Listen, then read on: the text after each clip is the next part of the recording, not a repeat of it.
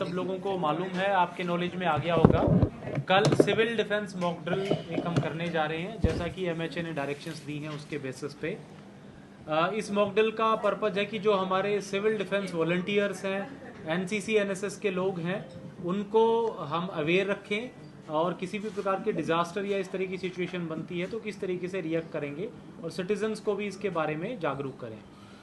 तो 4 बजे हम 2 पर्टिकुलर लोकेशंस पे, जो कि हम आपको प्रेस नोट के जरिए कन्वे कर देंगे, सिंपल मॉक ड्रिल करेंगे जिसमें डिजास्टर लाइक सिचुएशंस डिपिक्ट की जाएंगी, चाहे वो फायर इंसिडेंट हो, चाहे कोई बिल्डिंग डैमेज हो, कोलैप्स हो, उसको डिपिक्ट करके हमारी तैयारी कैसे होती है, हमारी जो सरकारी संस्थाएं हैं, पब्लिक हैं, वॉलंटियर्स हैं, उनका रिएक्शन क्या होगा, उस पर हम एक्ट करेंगे।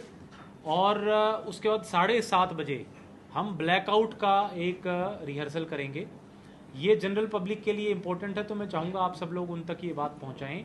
7:30 पे जो एयर रेड वार्निंग सिस्टम्स हैं वो हमारे लाइव होंगे, यानी सायरन बजेगा 7:30 बजे, और 7:30 बजे से 7:40 तक वो बजता रहेगा।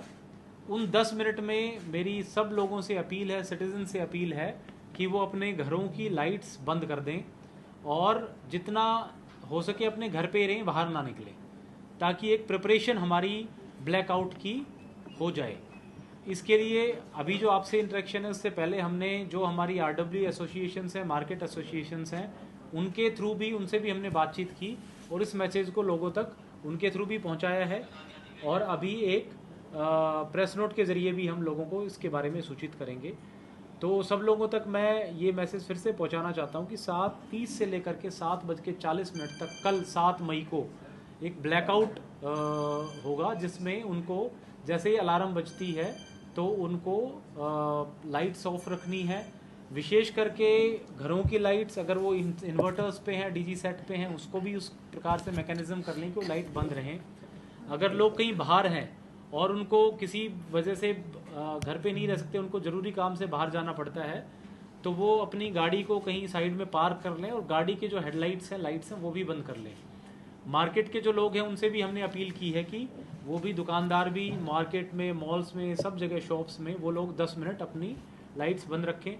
कई लोगों के घरों में हो सकता है कि सोलर लाइट्स हों जो सेल्फ जिसको कहते हैं कि अपने आप से जुगती हों, जलती हों, उनको भी हम अपील करेंगे कोई मैकेनिज्म उसमें ऐसा लगाएं कि 10 मिनट तक उन लाइट्स को हम बंद रखें। लेकिन मैं स्पेसिफिकली बताना चाहता हूं कि ये बेसिकली एक प्रिपरेटरी मैकेनिज्म है, ये कहीं पे भी इसका मीनिंग ये नहीं है कि हमें पैनिक करने की ज़रूरत है। 7:40 पे अलार्म्स बंद हो जाएंगे, उसके बाद बिजनेस एज यूजुअल जिसको हम कहते हैं, वापस से सिचुएशंस पहले की तरह नॉर्मल हो जाएगी।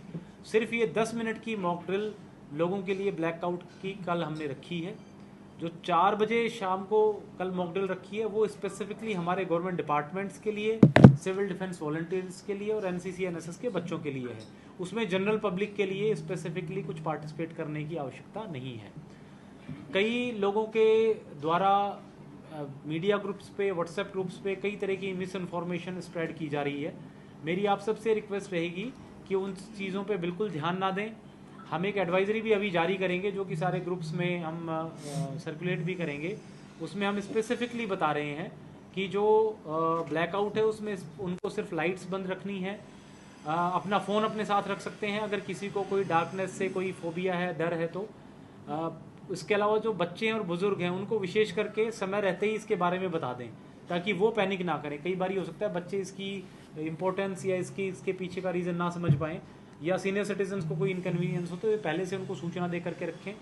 जैसे ही 7:40 पे ये मॉक ड्रिल ख़त्म होती है उसके बाद पहले की भांति लोग लाइट्स स्विच ऑन कर सकते हैं और रूटीन जो उनकी एक्टिविटीज़ कर सकते हैं, उस पर कोई रिस्ट्रिक्शन नहीं है।